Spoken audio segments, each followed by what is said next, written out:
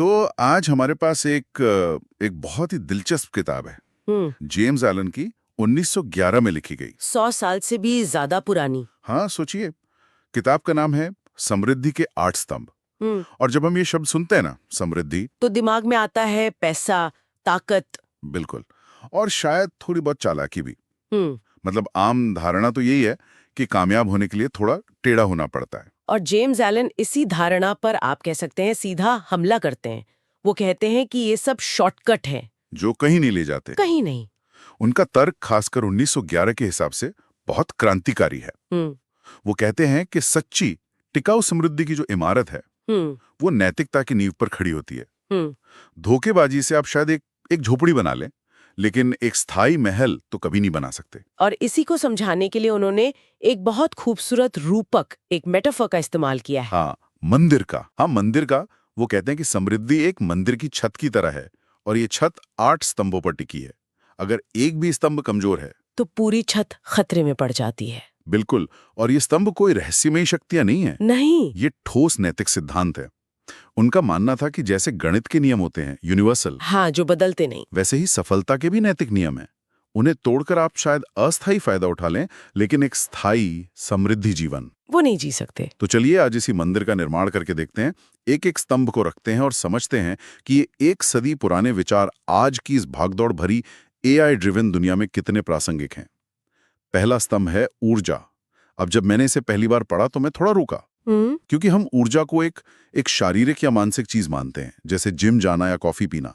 पर एलन इसे एक नैतिक गुण कहते हैं। ये नैतिक कैसे हो सकता है? ये एक बहुत गहरा पॉइंट है। एलन के लिए ऊर्जा का उल्टा सिर्फ थकान नहीं है, तो क्या है? आलस्य।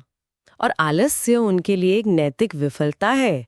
वो एक बड़ी सीधी सी बात कहते हैं। क्या? कि एक ऊर्जावान व्यक्ति वो काम कर चुका होता है जिसके बारे में आलसी व्यक्ति अभी सोच ही रहा होता है। वाह! ऊर्जा के बिना दुनिया का कोई भी महान विचार वो सिर्फ एक विचार बनकर रह जाता है, कभी हकीकत नहीं बनता। तो ये सिर्फ सुबह उठकर दौड़ लगाने के बारे में नहीं है, ये एक मानसिक रवैये के बारे में। उन्होंने इसके 4 हिस्से भी बताए हैं। हाँ, तत्परता, सतर्कता, परिश्रम और लगन। हाँ, इसे आसान भाषा में समझे तो तत्परता है काम को तुरंत शुरू करने की आदत, टाल मटोल नहीं। अच्छा। सतर्कता है अपने काम पर पूरी नजर रखना, गलतियों को पकड़ना। परिश्रम तो हम सब जानते हैं, यानी कड़ी मेहनत।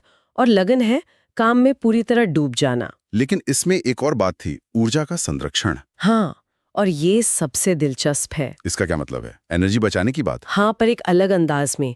वो कहते हैं कि शोर, जल्दबाजी, गुस्सा, ये सब लीक होती हुई ऊर्जा है। लीक होती हुई ऊर्जा? हाँ, उन्होंने एक शानदार उदाहरण दिया है। काम करने वाली भाप शांत होती है, और जो भाप सीटी बजाकर बाहर निकल रही है वो बर्बाद हो रही है। सही बात है। असली शक्ति और ऊर्जा हमेशा शांत और केंद्रित होती है। आज जिसे हम डीप वर्क या फ्लो स्टेट कहते हैं ना, हाँ हाँ, एलन 1 सदी पहले उसी एकाग्र और शांत ऊर्जा की बात कर रहे थे। ये तो बहुत ही कमाल का विचार है। तो नींव का पहला पत्थर रख दिया गया है, ऊर्जा। अब दूसरा स्तंभ, मितव्ययिता या इकोनॉमी। मेरे जैसे लोगों के लिए इसका सीधा मतलब है कम खर्च करना, पैसे बचाना। और ज्यादातर लोग यहीं रुक जाते हैं। एलन के लिए मितव्ययिता एक बहुत बड़ा सिद्धांत है। ये सिर्फ पैसे के बारे में नहीं है। तो फिर? यह बर्बादी और कंजूसी के बीच का एक संतुलन है, और वो इसे 7 चीजों पर लागू करते हैं। 7 चीजों पर?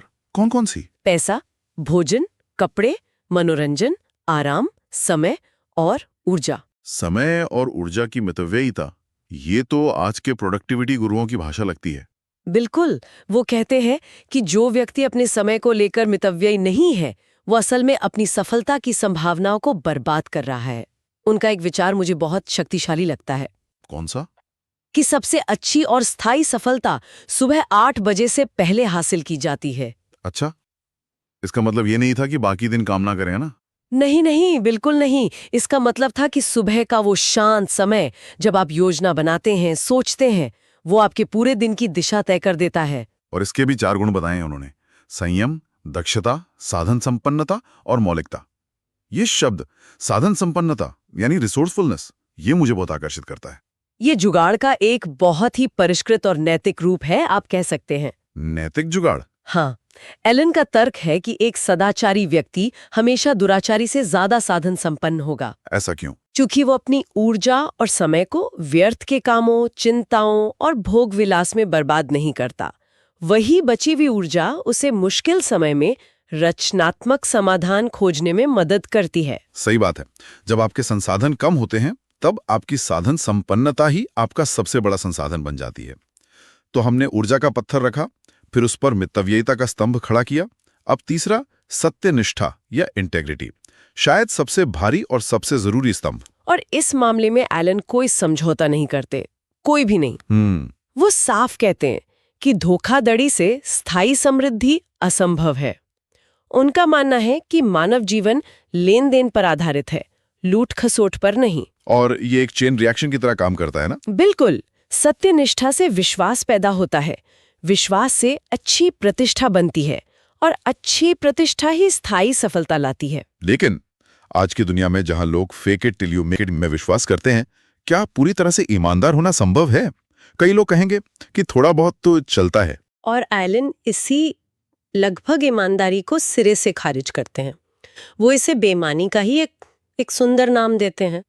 उनका तर्क है कि जो व्यक्ति सीधे रास्ते से 1 इंच भी भटकता है, उसके पास कोई नैतिक कंपास नहीं बचता, वो और भी भटकेगा। इसे आज के संदर्भ में कैसे देखें? आज के संदर्भ में सोचें तो सत्यनिष्ठा आपके ब्रांड का सोर्स कोड है। वाह, क्या बात है। अगर कोड में एक भी बग है तो हो सकता है प्रोग्राम लंबे समय तक चलता रहे, लेकिन किसी भी दिन अप्रत्याशित रूप से वो क्रैश हो सकता है। एकदम सटीक उदाहरण। तो सत्यनिष्ठा का मतलब सिर्फ झूठ ना बोलना नहीं है। नहीं, इसका मतलब है अपने वादे निभाना, अच्छी क्वालिटी का काम देना और बिना बराबर मूल्य दिए कुछ भी पाने की कोशिश न करना। और ये निर्भयता लाता है, डर से मुक्ति। हाँ, एक ईमानदार व्यक्ति को किसी से डरने की जरूरत नहीं होती, जबकि एक बेईमान व्यक्ति हमेशा हमेशा पकड़े जाने के डर में जीता है। ठीक है, तो एक बार जब सत्यनिष्ठा की नींव पर जाती है तो उस पर एक व्यवस्थित जीवन बनाना आसान हो जाता है। और यही हमारा चौथा स्तंभ है, व्यवस्था या सिस्टम। हाँ, ये दोनों स्तंभ एक दूसरे से बहुत जुड़े हुए हैं। अव्यवस्था, चाहे वो आपके डेस्क पर हो, आपके कंप्यूटर में हो या आपके दिमाग में, वो असल में बर्बाद होती हुई ऊर्जा और समय है। एलन प्रकृति का उदाहरण देते हैं। अच्छा। हाँ, जहाँ हर चीज अपनी जगह पर है और ब्रह्मांड एक आदर्श मशीन की तरह चलता है। वो कहते हैं कि एक अव्यवस्थित व्यक्ति अपना आधा जीवन उन चीजों को खोजने में बिता देता है जो एक व्यवस्थित व्यक्ति के लिए हमेशा अपनी जगह पर होती हैं। मेरा बिखरा हुआ डेस्कटॉप देखकर एलन शायद बहुत निराश होते। शायद हम सबका। पर उनका एक उदाहरण बहुत शानदार है। कौन सा? सिर्फ 26 अक्षरों का। उन्होंने कहा कि इन्हीं 26 अक्षरों को एक व्यवस्था में रखने से साहित्य की पूरी दुनिया बन गई। सही बात है। और वही 26 अक्षर अगर बिखरे रहे तो उनका कोई मतलब नहीं। बारे में नहीं है, ये विचारों की व्यवस्था के बारे में भी है। एक अव्यवस्थित दिमाग एक अप्रशिक्षित दिमाग है। सीधी सी बात है, जिसका दिमाग बिखरा हुआ है वो उस इंसान का मुकाबला नहीं कर सकता जो अनुशासित और व्यवस्थित है। तो ये तो हुई नींव, ऊर्जा, मितव्ययिता, सत्यनिष्ठा और व्यवस्था। ये 4 स्तंभ मंदिर का आधार बनाते हैं, उसे जमीन पर टिकाए रखते हैं। लेकिन एक मंदिर सिर्फ नींव से नहीं बनता, उसे सुंदरता और भव्यता भी चाहिए। और अगले 4 स्तंभ यही काम करते हैं। एकदम सही। ये अगले 4 स्तंभ चरित्र में गहराई और सुंदरता लाते हैं।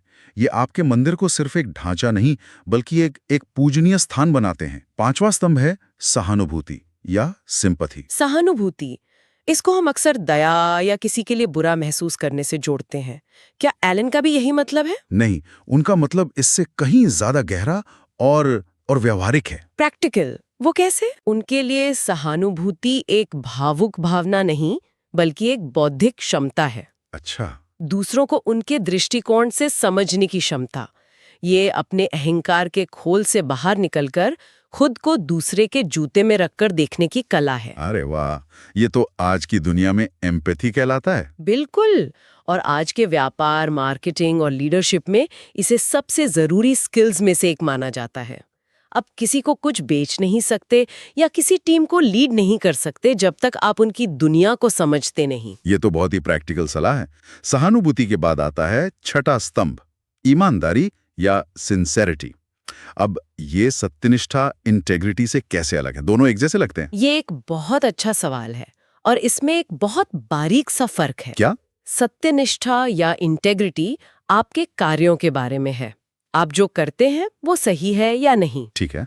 जबकि सिंसेरिटी, जिसे हम सच्चाई या खरापन कह सकते हैं, वो आपके होने के बारे में है। आप अंदर से क्या है। ओ, एलियन कहते हैं कि एक सच्चे व्यक्ति की पहचान उसकी बातों और कामों में एक सामंजस्य से होती है। वो सही बचता है, रिंग्स ट्रू, जैसे एक असली सिक्के की आवाज होती है। तो क्या इसका मतलब है कि लोग अवचेतन रूप से पहचान लेते हैं कि कौन सच्चा है और कौन नहीं? हाँ, उनका यही मानना है। आप शायद दुनिया के सबसे अच्छे एक्टर हो, लेकिन लोग देर सवेर आपके दिखावे को पकड़ लेंगे। सच्चाई एक चुंबकीय गुण है जो स्वाभाविक रूप से विश्वास और सम्मान को आकर्षित करता है। ये आपके मंदिर को एक प्रामाणिक चमक देता है। बिल्कुल। अब आते हैं 7वें स्तंभ पर, निष्पक्षता या इम्पार्शियलिटी। ये एक ऐसा गुण है जिसकी बात अक्सर जज या अंपायर के संदर्भ में होती है।